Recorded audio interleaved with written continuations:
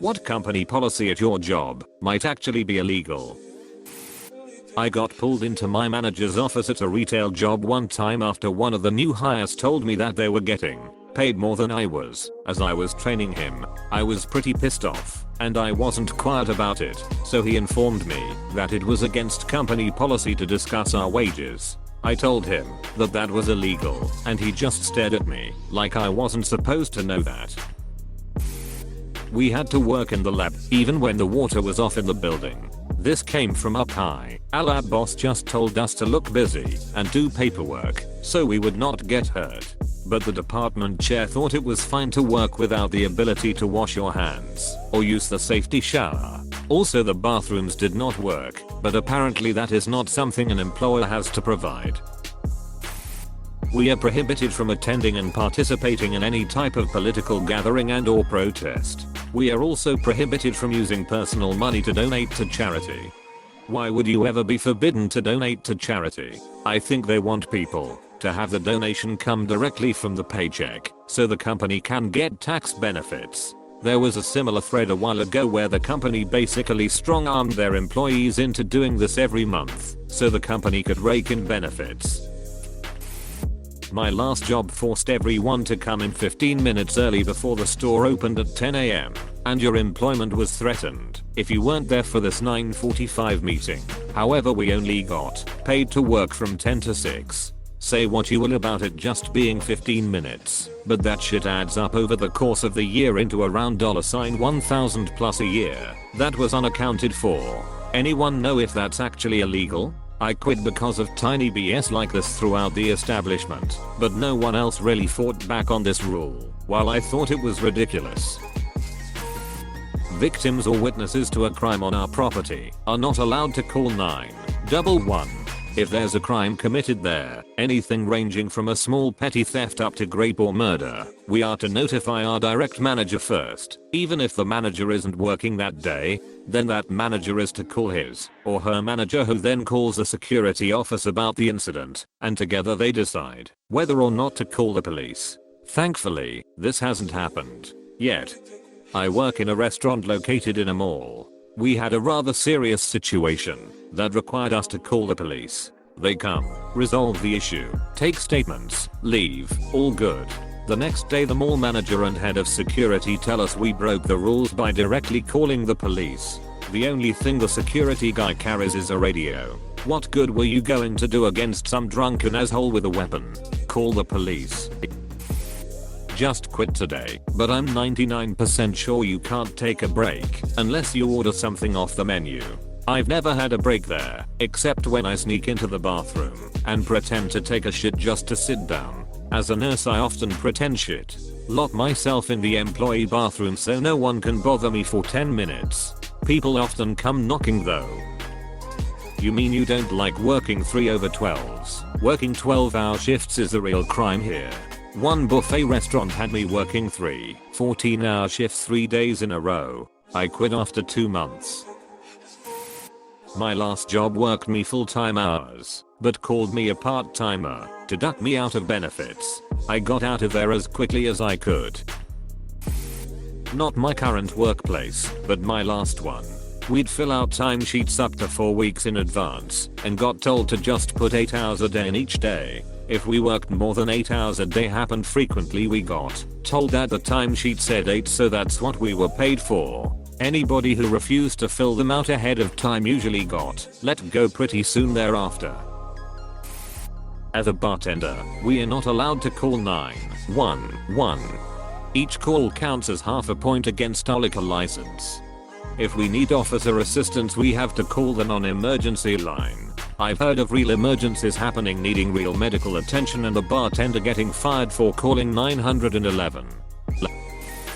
Not illegal, but a real pain in the ass. Only 50% of sick leave could be unscheduled. I ended up filing for FMLA. When the doctor was filling out the paperwork, I explained why and she said, "Who schedules being sick? No wonder I have to fill out so many of these forms." One of my co-workers had about 400 hours of sick leave accrued that they will never get paid for. The assembly procedure written for the optical components of a space-based telescope for the USAF All optical assembly must be done in the nude. That line made it through 3 contractor reviews, 2 USAF reviews, and 1 NASA review. So when time came for the assembly, the one young lady on a team mostly populated with old guys from Switzerland said FCK no. The procedure was redlined and signed off very quickly. If I leave my job before working there for 1 year, they will deduct $500 from my final paycheck for training. We don't actually do any training at work that the company would have to pay for. Also, probably not illegal and not technically a company policy, but we don't get bathroom breaks. We have "unlimited PTO for our group, but we've been warned never to use it. When layoff time rolls around, they pick the person who has used the most PTO, so calling in sick twice a year could cost you your job. They also make us make up our hours to reach 40 when we are sick, even though we are salary. I doubt that's illegal, but come flu season it spreads through our office like wildfire, because no one is allowed sick days. The last restaurant I worked at, there would be a 35% tip out for all servers that would just go to the owner. Not only that, but some of the servers were just paid regular hourly wages, but still collected tips that went straight to the owner. On top of that, there would be times where you can ask, "Hey, where's my paycheck?" and the boss would give you a 20, say he'll give you another 100 next week, and then the rest a few days later. Then you ask again for that week's paycheck and it's like, didn't I just pay you? Pretty ducked up, and IDK why I worked there as long as I did. No, this was not Amy's Baking Co. If you get injured at my work, while on the clock you must see the in-house medical staff and have a drug test before leaving. But they charge you $500 if you see the in-house medical staff. I'm pretty sure that's not legal, and I know loads of other employees who don't report injuries because of not wanting to deal with the $500 charge. My company requires certain employees, myself included, to take a 30-minute unpaid lunch break. That is legal, but I saw a policy during training that said employees who take a break can't leave the building during their break. In Georgia, if your employer requires a break of 30 minutes or more, it can only be unpaid if the employee is free to do as they please during that time. Any stipulations to break time mean they have to pay you during that time. Luckily, the supervisor at my location doesn't care if I leave the building. I asked another employee about it, and she said they started that because people would go out during their breaks and come back late. Edit. We are required to clock out for lunch breaks. I work at a preschool. All the tips on carry out go to the manager, not the person working the register. Edit. We have a cash jar that gets split pretty well, but credit card tips pretty much never get to us. Edit 2. I still work here. I get a little more than minimum wage.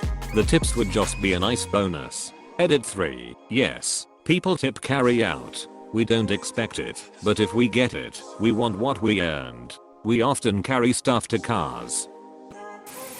I'm not sure if it's illegal, but it certainly did suck. I worked at a nursing home for a while, and we weren't allowed to discuss our pay, and we weren't allowed to disclose to anyone that we were short-staffed. We'd have one nurse's aide for the entire wing, and they were doing everything as fast as humanly possible. But if a patient complained that they were being ignored, which they were because of the staffing issue, we were just supposed to apologize and sit there and take them yelling at us and calling us lazy and not tell them the reason why. I hated that job.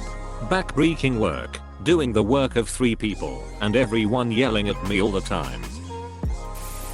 All female employees must report to the boss's room after closing. Turns out the boss liked tying up the girls. He made us stand from youngest to oldest and then moved in real clothes, not touching but almost. You could hear him smell you and then scream about how your uniform is messed up. This lasted a few weeks before someone's father came in red-faced and angry. We all had to fill out forms when it happened, and who else was there? Short story, it was a bad time at McDonald's. One of the sales jobs I used to have, if you did not meet a quota you were fired, as it is with most sales jobs. Thing is, my buddy who was let go was forced to sign this paper that basically said they warned you. If you did not meet a quota you would be fired. He signed. They let him go. Signing that paper on the way out basically ducked him and he could not get unemployment because he signed a paper that said they warned him in advance, which they did not. I had a slow month shortly after, and they let me go, and I knew the paper was coming, and I obviously refused to sign. The two managers basically had a panic attack and said I had to sign it. My exact response: what are you gonna do? Fire me if I don't? And I left. My manager chased me out of the building trying to rescind the firing. My guess is they did not want to pay the fines they would get for having a former employee apply for unemployment. Edit spelling edit 2. Lol, wow, of all Reddit posts I have this one semi blows up. Yes, I filled for unemployment, was on it for about 2 weeks before I found another job. Name of the company is Solar City, which I'm pretty sure is no longer in business. You have to show up 15 minutes early. You're considered late if you aren't 15 minutes early, and you aren't paid for the 15 minutes. I think you should be 15 minutes early to be professional, but you shouldn't be forced to do it.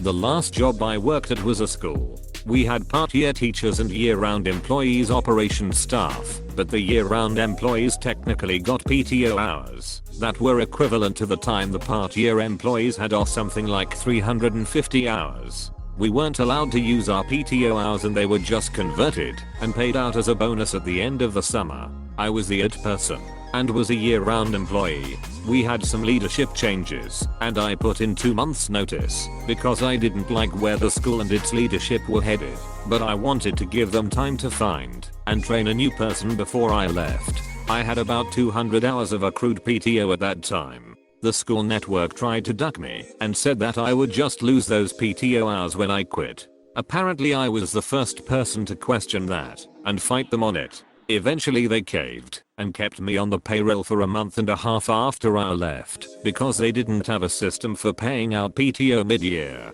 The turnover rate was really high. 60 something people quit just at my school in the 3 years I was working there. There were only 1 or 2 people left from the original staff after 5 years at another school in the network, and I was the first person to get a PTO payout.